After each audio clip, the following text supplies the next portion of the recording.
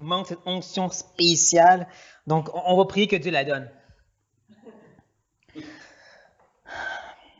Éternel, on vient de chanter un merveilleux cantique qui nous rappelle qu'avant toute existence, tu nous aimais dans le Fils, éternellement, puissamment, réellement. En existant dans le cœur de la Trinité, et la Trinité est éternelle, tu nous as éternellement aimés, éternellement choisis, éternellement désirés, et ta tendresse était réelle pour nous avant même qu'on existe. Ta bonté, ta bonne volonté, ton plan pour nous, tout se développe selon ta volonté. Quel réconfort dans les pires circonstances de savoir, non seulement tu es dans le futur, mais en réalité tu l'as déjà établi, il est déjà certain, il va juste se passer. Ce qui pour nous se déroule, pour toi, c'est tout simplement. Ça, c'est notre réconfort. Ça, c'est notre assurance. Ce même Dieu est notre Dieu, notre Sauveur, notre Père qui nous aime. Éternel, je te demande d'être avec moi ce soir pour cette approche un peu différente parce qu'on va introduire quelque chose, on va regarder. Je te demande donc de m'aider parce que ce sera moins une exposition d'un texte et plus des discussions de tout ce qui entoure le livre. Mais ce n'est pas quelque chose qui est nécessairement inutile en soi. Au contraire, Père, j'ai vu le bénéfice et j'espère le partager à mes frères et sœurs. Que tout notre esprit, notre intelligence et notre humilité pour pouvoir s'approcher de ces sujets-là humblement, n'ayant pas toute la vérité, mais étant prêt à se questionner, à oser se questionner, à oser se demander. Père, défais-nous de notre tendance de rester fermés et boqués, de ne pas ouvrir les possibilités de ce qui est devant nous. Tu es tellement plus grand que, et on dit Dieu est infini, on dit que Dieu il rentre dans une boîte. Éternel, viens défaire nos boîtes ce soir. Viens défaire nos boîtes. Oui, c'est un simple message, plus une étude, si je peux dire, mais n'empêche, Seigneur, je te prie de bien vouloir bénir par ton esprit, qui descende sur nous et qui en fasse ce que tu veux. C'est ça la meilleure chose. Tu n'as pas besoin de nous donner une parole puissante à chaque message. Ce que tu as besoin, c'est faire ton œuvre dans nos cœurs, jour après jour, situation après situation. Père, glorifie ton nom. Amen. Ben, está listo para estudiar la Bible? Êtes-vous prêt à étudier la Bible? Si c'est la bonne réponse. Je dis ceci parce que justement, on va faire l'introduction d'un livre ce soir qui veut dire qu'il faut réfléchir, analyser et être prêt à se questionner sur certaines choses. Donc, je vais vous demander de tourner, s'il vous plaît, dans 2 Pierre, le chapitre 3. 2 Pierre, chapitre 3. Ce soir, on va commencer une parenthèse dans notre série d'études sur les petites épîtres. Je l'avais mentionné qu'on a commencé à faire notre comparaison et contraste entre Jude et 2 Pierre 2. Que Dieu m'a tout mis sur le cœur, je ne peux pas juste faire le chapitre 2. Si je veux vraiment être un exégète, il faut que je fasse tout le livre, il faut que je complète mon travail. Donc, ce soir, on fait ça avec la petite parenthèse. On va regarder chapitre 1 et 3 de 2 Pierre, mais bien sûr, on va introduire le tout. Et je dirais que 2 Pierre a aussi sa place parmi notre série d'études. Non, ce n'est pas une épître singulier dans le sens un seul chapitre. N'empêche, c'est une petite épître qui est grandement mis de côté, négligée, rejetée et controversée. Peut-être vous savez, peut-être vous ne savez pas, mais 2 Pierre fait partie de ces livres qui étaient vraiment remis en question car à sa canonicité. J'ai réussi. Je ne répète pas ça. Mais le fait que, est-ce que ça va vraiment faire partie du canon de la Nouveau Testament ou de la Bible? Et même encore maintenant, ce qu'on appelle la haute critique, les gens qui remettent en question les auteurs, les prophéties, les miracles, vont aussi remettre en question est-ce que 2 Pierre fait partie de la Bible? Mais à la place de dire non, c'est dans la Bible, on passe par-dessus, ce soir, on va regarder ces difficultés-là. Parce que comme j'ai déjà dit, quand on dit, il n'y a pas de placard en haut qui dit mettez votre cerveau sur la table et venez vous asseoir seulement avec votre cœur. La Bible nous demande autant de réfléchir, de lutter avec des choses difficiles que d'engager nos cœurs. Et c'est ça qu'on va faire ce soir. On va donc se concentrer énormément sur ces petits problèmes qui entourent 2 Pierre et aussi regarder les informations utiles pour comprendre 2 Pierre. Je dirais que 2 gros problèmes, l'intérieur et l'extérieur. Quand je parle d'intérieur, je veux dire les textes, et que l'extérieur, c'est tout ce qui a mis ensemble 2 Pierre dans le canon.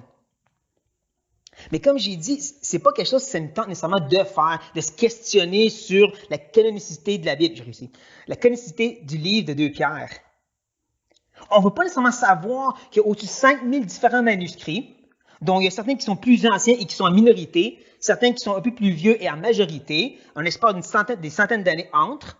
Et ça fait en sorte que lorsqu'on arrive à vouloir traduire comme il faut se questionner, qu'est-ce qu'on prend?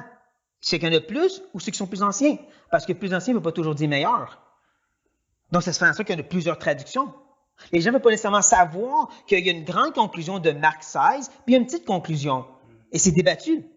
Les gens ne veulent pas nécessairement savoir que l'histoire de la femme prise en adultère dans Jean 8 n'était pas dans les manuscrits originaux.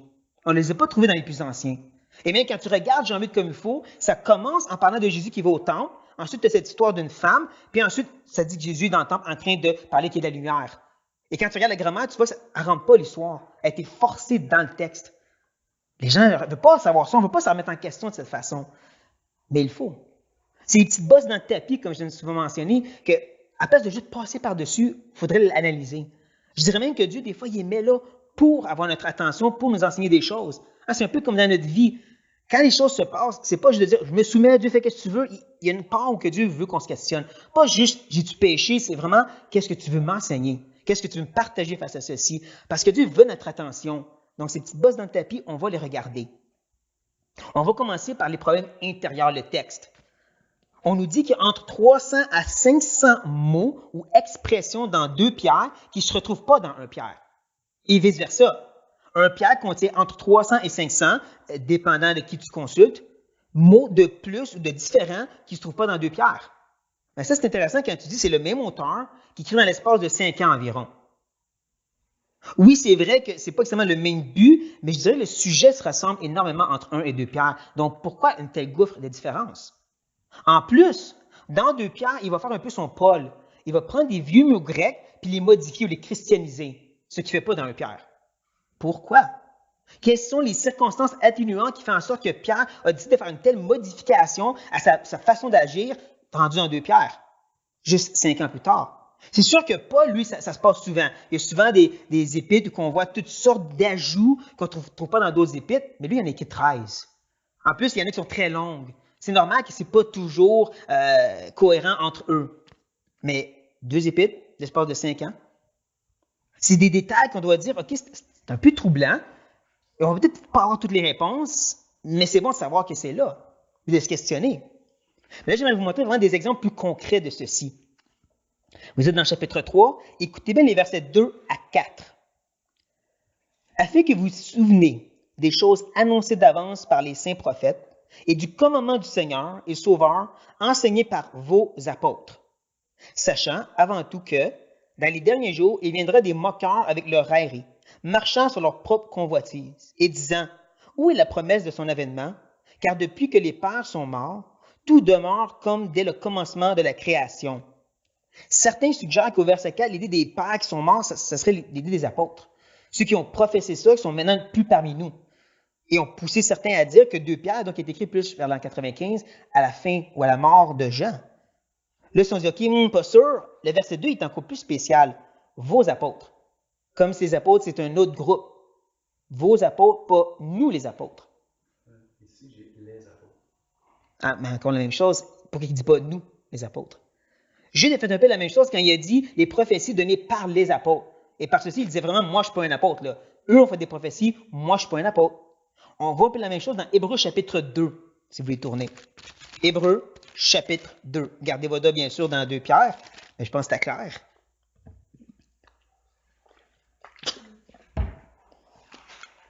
Hébreux chapitre 2. Et écoutez bien les versets 3 et 4. Comment échapperons-nous en négligeant un si grand salut, qui, annoncé d'abord par le Seigneur, nous a été confirmé par ceux qui l'ont entendu, Dieu appuyant leur témoignage par des signes, des prodiges et divers miracles, et par les dons du Saint-Esprit distribués selon sa volonté. Verset 4 sous-entend, ce seraient les apôtres qui parlent ici, ou au moins des gens de grande importance comme les prophètes. Mais verset 3, il dit, nous a été confirmés. L'auteur s'inclut dans le groupe. Il dit, nous, on a reçu ça des apôtres.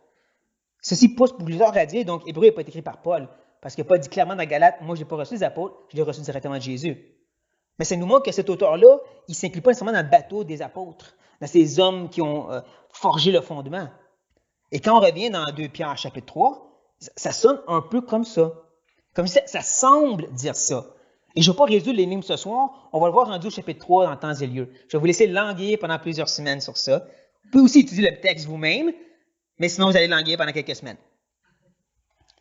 On va regarder un autre problème à la place. Versets 15 et 16 du chapitre 3. Ça dit, « Croyez que la patience de notre Seigneur est votre salut. Comme notre bien-aimé frère Paul vous l'a aussi écrit sur la sagesse qui lui a été donnée. C'est ce qu'il fait dans toutes les lettres où il parle de ces choses, dans lesquelles il y a des points difficiles à comprendre, dont les personnes ignorantes et mal affermies tordent les sens, comme celui des autres écritures pour leur propre ruine. » Voici le dilemme. Selon les meilleures sources qu'on a, les recueils des épîtres de Paul, la totalité de ces épîtres mis ensemble, c'était fait seulement au 2e siècle. Environ 100 quelque chose. Pierre lui a écrit dans les années 60. Donc, c'est qu'est-ce qui se passe ici? Ben, c'est quand même important de noter qu'il ne dit pas toutes ces épîtres de Paul, mais vraiment toutes les épîtres de Paul, où il parle de ces choses que Pierre mentionne. Il semble mentionner une sorte de groupe des épîtres de Paul et pas nécessairement toutes ces épîtres en entier. Tous ceux qui parlent peut-être d'apostasie, qui sait? Ce qu'on sait, c'est que dès le début, les gens commençaient à distribuer les épîtres de Paul, reconnaissant une certaine inspiration, une certaine touche divine, si je peux dire. Même que dans Colossiens, on voit Paul qui dit « partagez cette épître aux gens de Laodicée » et vice-versa. Et l'idée, c'est plus même de faire une copie pour la distribuer à eux autres, puis vous autres prenez leur copie, comme ça tout le monde va en avoir.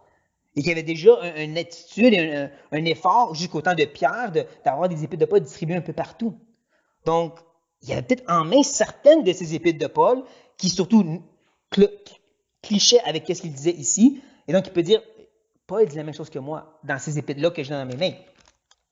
Mais ceci nous pousse à voir, donc quand il parle de cette inspiration puis qu'il dit que c'est les saintes écritures, il ne peut pas clairement parler de toutes les épîtres de Paul. Ça ne veut pas dire qu'ils ne sont pas inspirés, là. C'est juste que si on regarde le contexte et l'information historique, ça veut dire que Pierre ici fait référence à les épîtres de Paul qu'il a dans ses mains. C'est comme quand on est arrivé dans Jude, puis que Jude a dit la foi livrée une fois pour toutes. Ben, il ne peut pas faire référence à toute la doctrine parce qu'il n'y avait pas encore toutes les épîtres et le livre d'Apocalypse. Donc, il ne parlait pas d'eschatologie là ici. Il parlait clairement de quelque chose qui était déjà donné dans le temps de Jude. J'avais suggéré, c'était l'Évangile. C'était cette chose, cette vérité-là, donnée une fois pour toutes dès le début, et c'était ça qu'il fallait défendre. On voit la même chose aussi avec le livre d'Apocalypse. Vous vous rappelez cette fameuse phrase, hein? Si quelqu'un ajoute ou enlève, il va y avoir les maladies de ce livre. Et qu'est-ce qu'on fait avec ça? Il ne faut pas ajouter à la Bible. Non, parce que l'Apocalypse, c'était son propre livre. Donc, plus clairement, quand Jean écrit, il parle de livre l'Apocalypse. Comme ici, comme j'ai dit, on prend en considération le contexte et l'information historique qui sont très réputables la plupart du temps. Donc, ceci, c'est juste quelques-uns de ces petits bugs, comme je vous dis. Comme, entre autres, c'est qui l'auteur de Pierre? Surtout en considérant le chapitre 3 que je vous ai montré tantôt, cette idée qu'il présente les apôtres comme un autre groupe. Là, je sais, votre première réaction, c'est la même que la mienne. Mais non, mais il dit au début que c'est lui. OK, on va regarder ça. Tournez au chapitre 1. Pendant que vous tournez dans 2 Pierre chapitre 1, je donne notre frère Tablettier de tourner, s'il vous plaît, dans... Oui, c'est ça ton titre à cette heure. 1 Pierre chapitre 1. Et mes un petit signet électronique. Donc, écoutez bien les deux expressions qu'on va lire. Je vais commencer avec le note au chapitre 1, verset 1. Simon Pierre, serviteur et apôtre de Jésus-Christ. Prêtez la première phrase, hein, Jésus-Christ. Pierre, apôtre de Jésus-Christ. Intéressant, ça. Encore, le même auteur, l'espace de 2 livres, il part de Pierre à Simon Pierre, serviteur et apôtre. Et même quand Paul, il se permet de prendre d'autres titres, des fois il est un serviteur, des fois il est un apôtre, il ne prend pas de nom. Aucune de ses épîtres, il va dire « je suis seul Paul ». Il va toujours dire « Paul ». Il ne prend pas son vieux nom. Donc, pourquoi est-ce que dans l'espace de 5 ans, il part de l'apôtre Pierre, la roche, à « je suis Simon », celui qui était avant, et Pierre que je suis maintenant, serviteur humilié, apôtre élevé. Qu'est-ce qui s'est passé comme changement ici? Et même quand on continue à avancer dans le chapitre 1, il va donner d'autres détails en rapport avec sa personne. Il va parler de la prophétie que Jésus donne dans Jean 21 sur sa mort à venir. Puis il va parler aussi du fait qu'il est un témoin oculaire de la transfiguration. Ceci peut porter à croire que c'est vraiment Pierre ou que quelqu'un veut vraiment convaincre les gens qu'il est vraiment Pierre. Ah, c'est moi, vraiment moi, là. Je suis Simon-Pierre. Vous savez, je suis qui? J'ai vu Jésus. Jésus, notre première réaction, c'est de dire non, c'est dans la Bible, c'est clair. C'est là que je dirais qu'il faut vraiment enlever cette tendance qu'on a de penser de façon moderne et revenons dans le temps un instant. Mettons-nous à la place de ces premiers chrétiens. Je ne sais pas si vous savez, mais il y avait plus que 2 écrits de Pierre dans son temps. Il y avait l'Évangile de Pierre, livre d'Actes de Pierre et l'Apocalypse de Pierre. On sait maintenant que c'était écrit dans le 2e siècle, mais mettez-vous dans la place de ces premiers chrétiens après les apôtres sont morts. Tu as tous ces écrits-là. Puis 2 Pierre ne ressemble pas du tout à 1 Pierre, puis tu as d'autres livres qui ont dit qu'il vient de Pierre. On fait quoi, nous autres? Vous savez que dans le temps, là, les épîtres, ils n'étaient pas comme en train de briller spécialement pour dire ça c'est inspiré. Oh! Non, c'est des écrits comme d'autres écrits, comme d'autres écrits. Même que, tournez dans 2 Thessaloniciens chapitre 2 maintenant. Vous pensez que j'allais juste parler tout le long, hein? Non, on tourne dans la Bible. 2 Thessaloniciens chapitre 2. Peut-être que vous savez que je vais m'enligner, mais comme un frère très sage a dit, on ne va pas sous-entendre, on va lire le passage. Donc, le verset 2 nous dit « De ne pas vous laisser facilement ébranler dans votre bon sens et de ne pas vous laisser troubler, soit par quelque inspiration, soit par quelques paroles ou par quelques lettres qu'on dirait venir de nous, hein? Comme si le jour du Seigneur était déjà là. Des lettres qu'on dit venir de nous. » Que dit Paul? Il y avait déjà dans le temps de Paul des gens qui écrivaient en pseudo-Paul, faisaient assemblant d'être lui. Pas pour rien que dans ses épîtres, il met sa propre signature pour dire ça, c'est vraiment moi. Encore, on peut dire que dans 2 Pierre chapitre 1, c'est ce qui fait Pierre. Il dit c'est vraiment moi ou c'est quelqu'un qui veut convaincre les gens qui est vraiment lui. C'est ça qui est difficile. On a vu un peu la même sorte de problème avec l'Ecclésiaste. De nos jours, même parmi les conservateurs, on remet en question si c'est vraiment Salomon qui l'a écrit. Parce qu'un, il ne donne pas son vrai nom. Il dit qu'il est le roi de Jérusalem et aussi qu'il était le fils de David. Mais il y a des moments où est-ce qu'il parle, on dirait que c'est Salomon, mais il y a d'autres où on dirait que ça ne peut pas être Salomon.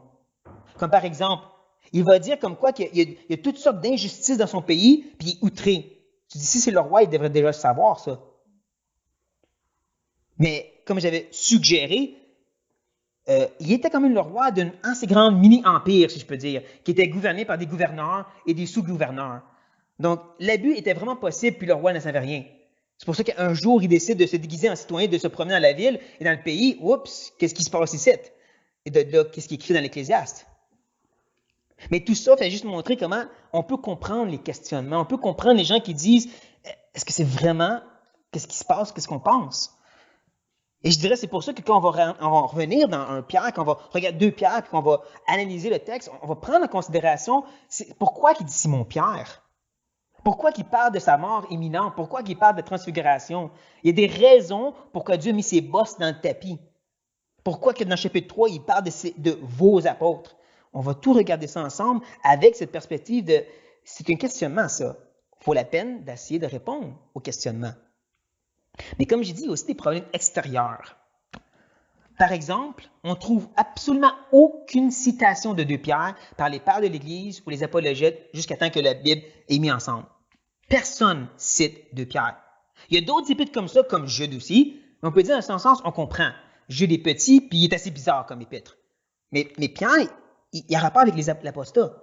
Je pense que l'apostasie a quand même été là pendant plusieurs années dans l'Église chrétienne. Donc, pourquoi personne ne trouve bon de citer un tel livre? En plus, il y a juste une personne, un père de l'Église qui supporte Pierre, puis c'est Origène. Et encore là, il y a des moments où qui semblent dire c'est inspiré, puis d'autres où qui semblent dire c'est une bonne épître, mais c'est pas inspiré. Et l'historien chrétien Eusèbe, un homme quand même assez reconnaissable, qui a écrit dans le 4e siècle, donc fin 300, début 400, dit, selon mes recherches, puis c'est un homme qui était un peu comme Luc, l'évangile de Luc, il dit, c'est vraiment des bonnes recherches, j'ai trouvé personne qui supporte Pierre comme inspiré. Tous disent que c'est une bonne épître, là, comme l'épître de Barnabas, qui n'a pas été écrit par Barnabas. Parce qu'il écrit en disant quelque chose, puis il était mort. Mais il n'y a personne qui semble dire qu'il est inspiré. Et là, tu avances de quelques décennies, puis là, oups, ça fait partie du canon. En plus, quand on regarde dans les traductions les plus complètes qu'on a trouvées, comme la fameuse Vulgate, écrite par le grand Saint Jérôme, Et aussi, l'égyptienne, c'est une autre de ces traductions quand même complètes et bien reconnues anciennes. On le trouve 2 Pierre. Mais dans d'autres qu'on reconnaît aussi comme réputables, comme la syrienne et la latine, on ne trouve pas 2 Pierre. Ça se peut qu'elle ait disparu à travers les siècles, mais c'est quand même louche. C'est quand même des choses qui disent, c'est spécial que tu as tout ce problème-là, puis à la fin, 2 Pierre apparaît dans le canon. Moi, je dirais que ça nous montre à quel point qu'il faut vraiment reconnaître la Bible comme par la foi. C'est vraiment un acte de foi de reconnaître ceci comme la parole de Dieu. Il ne faut pas être si, encore une fois, enfermé dans notre petite pensée et dire « Mais non, mais c'est clair que c'est la parole de Dieu, voyons donc. » Non, il y a des problèmes tout autour, dans sa préservation, dans tous les efforts pour le mettre ensemble. En réalité, comme je dis, c'est vraiment un acte de foi qui reconnaît que Dieu a préservé sa parole, non pas comme on s'imagine. Ça n'a pas juste tombé du ciel, comme le livre des Mormons, alors fameuse plaquette en or. Ou qu'on est tout emballé dans la ouate pendant 2000 ans, puis Dieu l'a protégé, puis rien s'est passé. Non, il y a eu des choses qui sont passées. Les mains d'hommes y ont touché. Il y a eu des erreurs. On a 5000 manuscrits pour une raison. On a des questionnements sur les traductions pour une raison. Et Dieu ne cache pas ça. C'est ça que je trouve beau. Il ne cache pas le fait que c'est imparfait. Il ne cache pas le fait que les mains des hommes ont touché, mais que la parole de Dieu était préservée. Comparé justement au Coran. Je sais pas si vous avez déjà entendu les musulmans défendre, dire le Coran n'a jamais été touché. Pas vrai. Selon ce que j'ai appris dernièrement, au tout début, Mohammed a dicté, bien sûr, le Coran à 4 ou 6 personnes, je ne me rappelle plus à 100%. Et le but, c'était juste qu'ils mémorisent le Coran. Et certains, c'était des parties du Coran et l'autre d'autres parties. Quand il est mort, c'est là qu'un des chefs, un calife, si je ne me trompe pas, a recueilli les 4 personnes, bien compris, hein, 4 personnes, puis ils ont mis ensemble le Coran, ils l'ont écrit. Mais t'as encore les 2 autres qui disent, oui, mais nous autres, c'est une partie du Coran. Puis ils ont fait leur propre version. C'est là que le calife vient les voir, puis il dit, non. Puis il dit, oui, mais Mohammed nous a dit c'est la parole de Allah. Donc, ça vient de Dieu, ça. Et donc, il les a tués, puis il a détruit cette version-là. Mais juste ça démontre à quel point qu'on peut reconnaître les musulmans peuvent reconnaître le Coran quand tu dis qu'une partie qui vient de Allah a été détruite. Mais ça, on l'a caché. Beaucoup de ce qui est autour des musulmans a été caché, mais le christianisme, c'est jamais caché. Toutes nos fautes et nos défauts sont mis au public. Dieu n'a pas besoin de cacher les choses parce qu'il est toujours celui qui gagne. C'est ça que je dis, ça démontre à quel point que c'est vraiment une approche de la foi qu'on arrive à des choses comme ça. Et le tout ceci pour arriver à quelque chose de plus positif, de l'information utile. Je sais qu'il y en a qui vont respirer. Enfin! Ah, tu nous as-tu dérangé pas assez? Prends une gorgée pour ça. Donc, commençons par la date. Habituellement, on saute par-dessus la date parce qu'on dit on s'en fout. Mais ici, c'est quand même intéressant parce que c'est écrit vers l'an 65 plus ou moins et Pierre est mort en 66. Ça dit qu'il aurait écrit comme vraiment proche de sa mort. Regardez, prenez note de ça. À qui est-ce qui a écrit cet épître? Bien là, si vous avez encore votre Bible ouverte, vous allez voir dans le chapitre 3, et je vais le lire sinon, le verset 1 qui dit « Voici déjà, bien-aimés, la seconde lettre que je vous écris. » Ça veut dire quoi ça? J'écris au même lecteur. Hein, j'écris à la même audience. C'est là que notre frère, s'il a gardé son petit signet, va lire l'entier du verset 1 de 1 Pierre 1. Pierre, apôtre de Jésus-Christ, à ceux qui sont étrangers et dispersés dans le Pont, la Galatie, la Cappadoce, l'Asie et la Bithynie, et qui sont élus selon la préscience de Dieu le Père. Je continue. Non, c'est correct. Je rappellerai que ce n'est pas des villes, hein, ça, c'est vraiment des régions et même des provinces pour certains cas. C'est Montréal et ses environs, c'est les Basses-Laurentides, et c'est tous des coins païens. Ça, j'avais mentionné quand on était de Pierre. Pierre, il s'adresse à des chrétiens païens, Jude s'adresse à des juifs païens. Et on voit la différence parce que Jude fait un détour historique, puis il ne donne pas d'informations. Pierre, il en donne un peu plus. Jude présente des livres apocryphes. Pierre, lui, fait une petite allusion de anges qui chicanent, mais il ne dit rien de plus. Pourquoi? Les païens ne connaissent pas ça, eux autres. C'est pour ça que c'est bon quand on va s'approcher de 2 Pierre de rappeler l'audience, c'est des gens qui, oui, ça fait peut-être 20, 30 ans qu'ils sont chrétiens, et oui, c'est possible qu'ils ont un peu d'instruction dans l'Ancien Testament, mais il n'y avait pas de Bible dans ce temps-là, hein? Il n'y a pas d'Ancien Testament comme nous, là. Donc, ils ont peu d'instruction, mais c'est des païens qui sont instruits dans la chrétienté. Donc, comme on l'avait vu avec le chapitre 2 et à la fin, quand il parle de ce fameux proverbe, hein, le chien qui retourne à son vomi et la truie à son bourbier. Comme je dis, il ne faut pas penser au livre de proverbes, mais penser au proverbe païen qui existait en ce temps-là, qui dit exactement la même chose. Donc, on va faire la même sorte d'approche quand on va arriver à 2 Pierre et penser comme des chrétiens païens. Oui, il y a des petites illusions qui nous rappellent que Pierre, il pense comme un juif, bien sûr, mais il sait qu'il s'adresse à des chrétiens païens.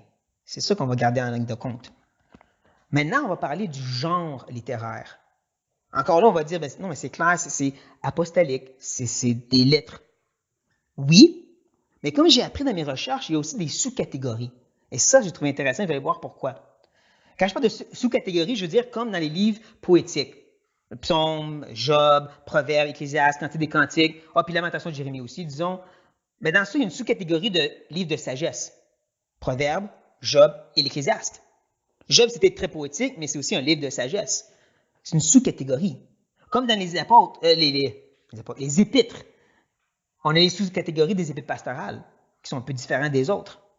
Pierre, lui, tombe dans une catégorie qu'on appellerait testamentaire ou son dernier testament. Je l'ai mentionné tantôt, il était proche de sa mort. Ça, c'est important. On a d'autres exemples de ceci. Pensez à Jean 13 à 17.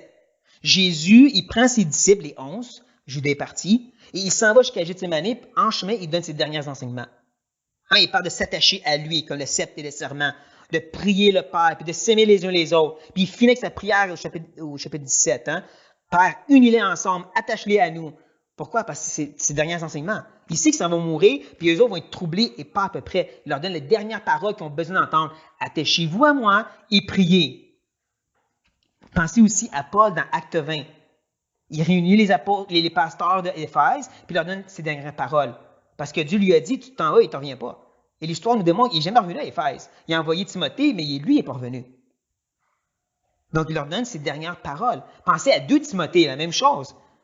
Encore là, on peut vraiment faire la différence entre 1 et 2 Timothée, même si les deux sont pastorales. 1 Timothée, c'est beaucoup plus, je peux dire, bureaucratique. Le fonctionnement de l'Église, l'établissement des anciens. Mais 2 Timothée, c'est un homme qui parle à son fils dans la foi et qui lui dit comment être un bon dirigeant. Tiens, bon le dépôt, chapitre 1. Regarde mon exemple, chapitre 2, chapitre 3. Pourquoi? Je m'en vais mourir, chapitre 4. Dieu me l'a dit, c'est fini. Je te donne mes derniers enseignements parce que je sais que je m'en vais mourir. On a la même sorte d'idée avec Pierre. Comme j'ai dit, c'est intéressant qu'il mentionne cette prophétie de Jésus. Il n'a pas trop de détails, mais subtilement, il est en train de dire, Dieu m'a dit, je m'en vais mourir, là. Donc, je vous laisse vraiment mes dernières paroles ici. On peut comprendre que Pierre ne fait pas juste avertir des églises d'apostasie, il est en train vraiment de leur parler du cœur avec ses dernières paroles qu'il a pour eux, ces églises qu'il aime. Et dans un sens, je dirais ici qu'il écrit même aux chrétiens dans toute l'histoire. Voici ce que je veux que l'histoire chrétienne se rappelle et que je considère très important sous l'inspiration de l'Esprit avant ma mort. Ça, on va garder ça en tête, on va vraiment chercher à l'insérer quand on va regarder ce que Pierre avait à dire dans ses dernières paroles sur la terre. Un peu comme la fameuse prédication de Jonathan Edwards avant qu'il quitte l'Église une fois pour toutes, avant qu'ils l'ont mis dehors. Cette dernière prédication, c'est toute une prédication parce qu'il sait qu'il s'en va après. Même chose ici. Ceci nous amène maintenant au but de l'épître.